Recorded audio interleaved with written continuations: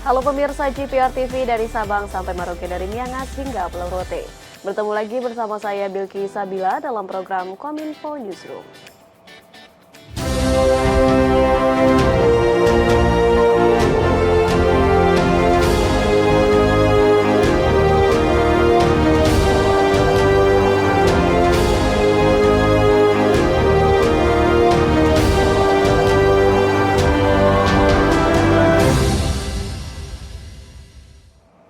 Inilah Kominfo Newsroom selengkapnya. Pemirsa, Otoritas Jasa Keuangan telah menyusun prioritas kebijakan di tahun 2023.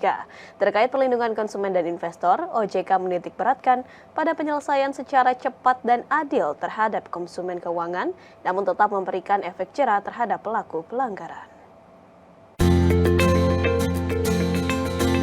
OJK kembali menggelar pertemuan tahunan industri jasa keuangan yang merupakan wadah penyampaian arah kebijakan Otoritas Jasa Keuangan kepada industri jasa keuangan, serta sebagai bentuk akuntabilitas dan transparansi kinerja OJK kepada publik. Dalam acara pertemuan tahunan ini, OJK mengusung tema penguatan sektor jasa keuangan dalam menjaga pertumbuhan ekonomi yang diselenggarakan hari ini 6 Februari 2023 di Jakarta. Dalam sambutannya, Ketua Dewan Komisioner Otoritas Jasa Keuangan Mahendra Siregar menyebut, pemulihan ekonomi nasional tahun 2023 dipastikan akan tumbuh membaik meski sempat diterpa oleh pandemi COVID-19 pada 2020 lalu. Menurutnya, peningkatan aktivitas perekonomian domestik dari sisi konsumsi dan investasi telah menjadi penopang pertumbuhan.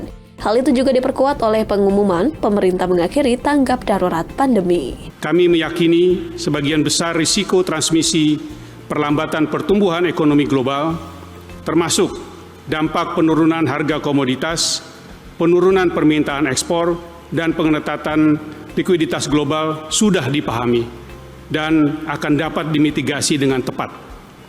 Tahun ini, siklus politik 5 tahunan juga dimulai. Selain itu, OJK telah menyusun dan menetapkan prioritas kebijakan di tahun 2023. Prioritas kebijakan pertama adalah penguatan sektor jasa keuangan. Kedua, menjaga pertumbuhan ekonomi dan peningkatan layanan dan penguatan kapasitas OJK sebagai respon atas masukan industri, stakeholders, serta masyarakat. Terkait perlindungan konsumen dan investor, OJK menitik beratkan pada penyelesaian secara cepat dan adil terhadap konsumen keuangan, namun tetap memberikan efek jera terhadap pelaku pelanggaran dengan pengenaan sanksi keuangan yang berat.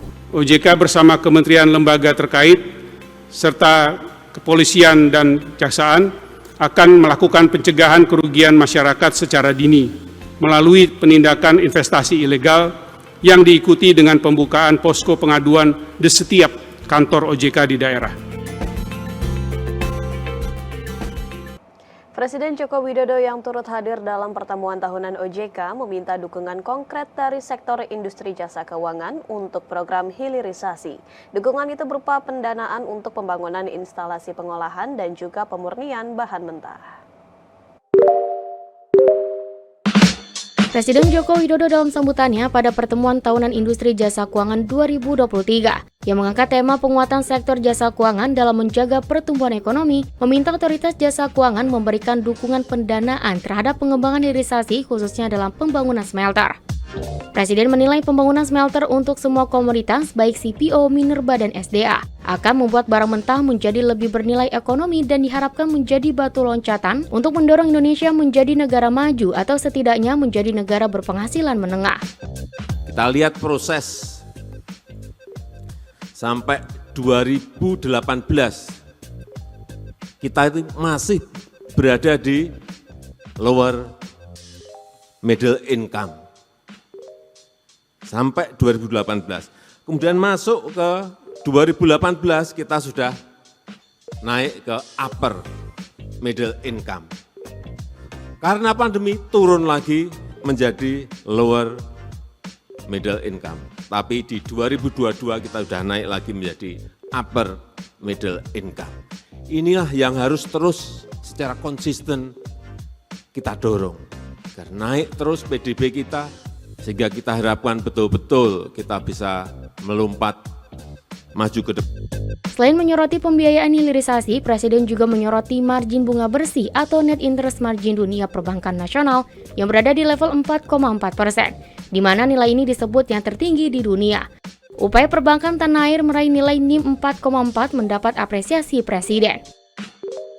Margin bunga bersih merupakan jenis rasio yang digunakan untuk menghitung pendapatan bunga bersih dari sebuah perusahaan yang bergerak di sektor finansial, atau dengan kata lain memperhitungkan peluang sebuah bank atau perusahaan keuangan bisa berkembang dalam jangka panjang. Dengan demikian, NIM menjadi acuan bagi investor dalam mengambil keputusan, melakukan penanaman modal dan berinvestasi pada sebuah perusahaan. Selain itu, Presiden juga mengingatkan seluruh pemangku kepentingan sektor jasa keuangan untuk selalu memberikan dukungan kepada pelaku UMKM, di mana UMKM menjadi kekuatan ekonomi baru Indonesia. Jangan dilupakan yang kecil-kecil. Jangan dilupakan yang mikro, yang kecil, yang menengah. Berikan suntikan kepada mereka sebanyak-banyaknya, tentu saja dengan kehati-hatian yang tinggi. Karena di sektor inilah yang memberikan peluang kesempatan kerja kepada rakyat. Presiden Joko Widodo menyoroti kinerja perbankan di Indonesia, salah satunya adalah margin bunga bersih atau net interest margin. Menurutnya, NIM bank di Indonesia paling tinggi untuk di wilayah ASEAN.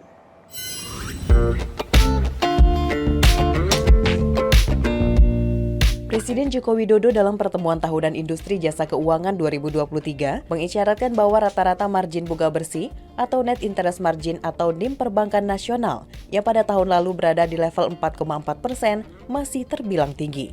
Menurut data yang dihimpun Kementerian Keuangan, tercatat rata-rata bunga perbankan Indonesia menjadi yang tertinggi dibandingkan dengan perbankan di wilayah ASEAN lainnya di tahun 2021. Tercatat rata-rata tingkat suku bunga kredit bank di Indonesia mencapai 8,59%, di atas Vietnam yang mencapai 7,81% dan Filipina pada level 6%. Kondisi tersebut tentu berpengaruh terhadap NIM dari perbankan nasional. NIM dipakai untuk menakar tingkat profitabilitas bank.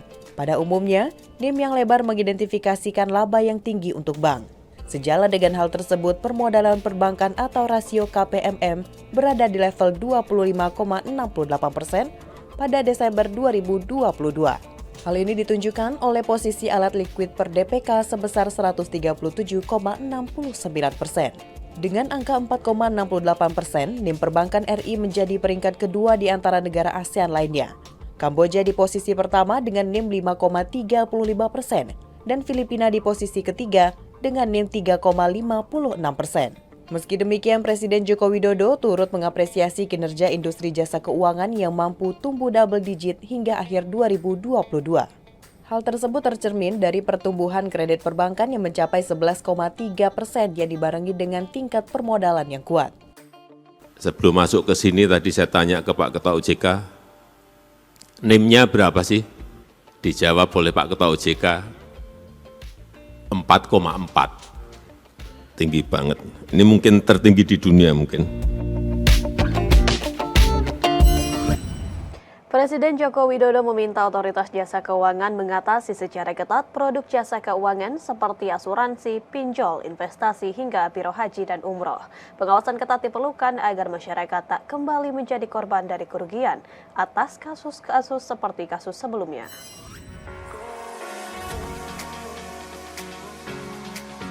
Seiring dengan maraknya pemberitaan masyarakat yang mengalami kerugian karena menjadi korban penggelapan dana beberapa perusahaan asuransi, Presiden Joko Widodo dalam acara pertemuan tahunan industri jasa keuangan 2023 meminta otoritas jasa keuangan untuk lebih mengintensifkan pengawasan terhadap produk jasa keuangan seperti asuransi, pinjaman online, dan investasi.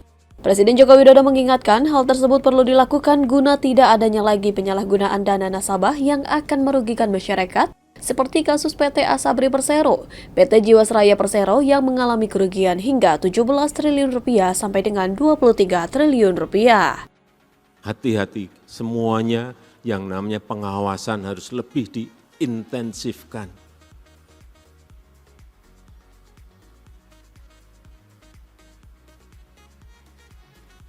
Sering pelaporan, sudah ada pelaporan keluhan, sudah tahun 2020, sampai sekarang ini tahun 2023 juga belum tuntas. Gini-gini, hati-hati, yang kita bangun ini adalah trust. Kalau sudah kehilangan itu, sulit membangun sulit membangun kembali. Saya yakin OJK yang sekarang bisa. Pada kesempatan yang sama, Ketua Otoritas Jasa Keuangan Mahendra Siregar menyampaikan bahwa pihaknya akan melakukan perlindungan terhadap para konsumen serta investor dan akan memperkuat pengawasan terhadap perusahaan asuransi secara menyeluruh, termasuk terhadap perusahaan yang memberikan jasa penunjang kepada perusahaan asuransi seperti konsultan, aktuaris, dan broker pialang.